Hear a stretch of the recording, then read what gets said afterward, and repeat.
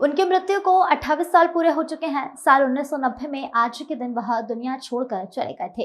इस मौके पर हमने उनकी विरासत, उनके जीवन के कुछ छुए और अनछुए पहलुओं पर रोशनी डालने की कोशिश की है। 11 दिसंबर 1931 को मध्य प्रदेश के कुछवाड़ा में उनका जन्म हुआ था और जन्म के वक्त उनका नाम चंद्रमोहन जैन था। बचपन से ही उन्हें दर्शन में रुचि पैदा हो गई थी। ऐसा उन्होंने अपनी किताब गिम्पल्स ऑफ माई गोल्डन चाइल्डहुड में लिखा था। नमस्कार, मैं हूं साक्षी और आप देख रहे हैं एसबी न्यूज की खास रिपोर्ट कौन है ओशो।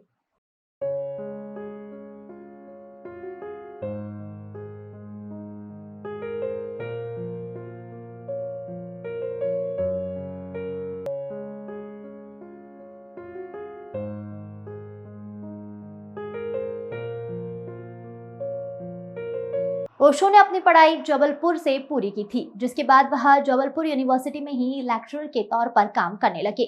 उन्होंने अलग अलग धर्म और विचारधारा पर देश भर में प्रवचन देना भी शुरू कर दिए और प्रवचन के साथ ध्यान शिविर भी आयोजित करना शुरू किया। शुरुआती तौर पर उन्हें प्राचार्य रजनीश के तौर पर जाना जाता था। नौकरी छोड़ने के बाद उन्होंने वन संन्यास आंदोलन की भी शुरुआत की, जिसके बाद उन्होंने खुद को ओशो कहना शुरू कर दिया। साल 1981 से 1985 के बीच वो अमेरिका चले गए। अमेरिकी प्रांत ओरेगोन में उन्होंने आश्रम की स्थापना की। यह आश्रम 65,000 एकड़ में फैला था। ओशो का अमेरिका प्रवास बेहद विवादास्पद रहा। महंगी घड़ियां, रोल्स रॉयस कारें, डिजाइनर कपड़ों की वजह से वे हमेशा चर्चा में रहे। ओरेगोन में ओशो के शिष्यों ने उनके आश्रम को रजनीशपुरम नाम से एक शहर के तौर पर रजिस्टर कराना चाहा, लेकिन स्थानीय लोगों ने इसका विरोध किया। भारत लौटने के बाद वे पुणे के कोरेगांव पार्क इलाके में स्थित अपने आश्रम में लौट आए। उनकी मृत्यु 19 जनवरी 1990 में हो गई। उनकी मौत के बाद पुणे आश्रम का नियंत्रण ओशो के करीबी शिष्यों ने अपने हाथ में ले लिया। आश्रम की संपत्ति करोड़ रुपए की मानी जाती है और इस बात को लेकर उनके शिष्यों के बीच विवाद भी है। ओशो के शिष्य रहे योगेश ठक्कर ने बीसीसी मराठी से कहा कि ओशो का साहित्य सबके लिए उपलब्ध होना चाहिए, इसलिए मैंने उनकी वसीयत को बॉम्बे हाईकोर्ट में चैलेंज किया है। ओशो का डेथ सर्टिफिकेट जारी करने वाले डॉक्टर गोकुल गोड़ानी लंबे समय तक उनकी मौत के कारण पर खामोश रहे, लेकिन बाद में उन्होंने अपनी चुप्पी तोड़ते हुए कहा कि मृत्यु प्रमाण पत्र उनके गलत जानकारी देकर दस्तखत लिए गए हैं। अब डॉक्टर गोकुल गोकाणी ने योगेश ठक्कर के केस में अपनी तरफ से शपथ पत्र दाखिल किया है। उनका कहना है कि ओशो की मौत के सालों बाद भी कई सवालों के जवाब नहीं मिल रहे थे और मौत के कारणों को लेकर रहस्य बरकरार है। ओशो की मौत पर हु किल्ड ओशो टाइटल से किताब लिखने वाले अभय वैद्य कहते हैं, 19 जनवरी 1990 को ओशो आश्रम से डॉक्टर गोकुल गोकाणी को फोन आया।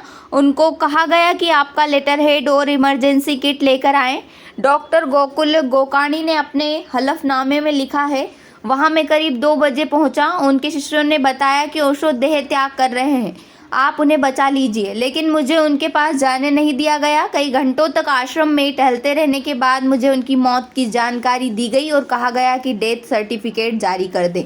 डॉक्टर गोकुल ओशो की मौत की टाइमिंग को लेकर भी सवाल खड़े किए जा रहे हैं। डॉक्टर ने अपने हलफनामे में यह भी दावा किया है कि ओशो के शिष्य ने उन्हें मौत की वजह दिल का दौरा लिखने के लिए दबाव डाला।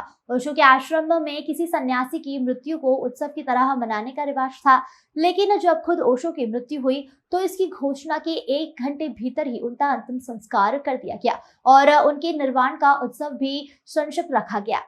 ओशो की मां भी उनके आश्रम में ही रहती थी। ओशो की सचिव रही नीलम ने बाद में एक इंटरव्यू में उनकी मौत से जुड़े रहस्यों पर कहा था कि ओशो के निधन की सूची उनकी मां को भी देर से दी गई थी।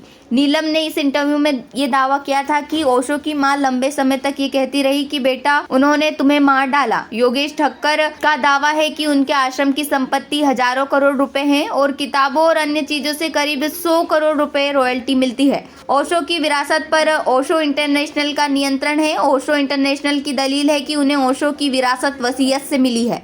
योगेश ठक्कर का दावा है कि ओशो इंटरनेशनल जिस वसीयत का हवाला दे रहे हैं वह फर्जी है।